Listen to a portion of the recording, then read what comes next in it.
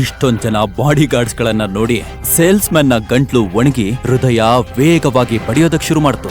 ನಿನಗೆ ಇಷ್ಟು ಧೈರ್ಯ ಎಲ್ಲಿಂದ ಬಂತು? ಚಿಕ್ಕ ದೊರೆ ಹತ್ರ ಹೀಗ್ ಮಾತಾಡ್ತಾ ಇದ್ಯಾ? ನಿಮ್ ಮುಂದೆ ಯಾರು ನಿಂತಿದ್ದಾರೆ ಅಂತ ಗೊತ್ತಿದ್ಯಾ? 1 ನಿಮಿಷ ಸಾಕು, ಕೇವಲ 1 ನಿಮಿಷ ನಿಮ್ಮ ಈ ಅಂಗಡಿಯನ್ನು ನಿಮ್ಮನ್ನು ಸಂಪೂರ್ಣವಾಗಿ ಖರೀದಿಸಲು.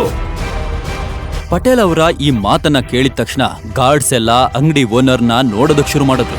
ಓನರ್ಗೆ ಗೌತಮ್ ಯಾರು ಅನ್ನೋದು ಈಗಾಗ್ಲೇ ಅರ್ಥವಾಗಿತ್ತು.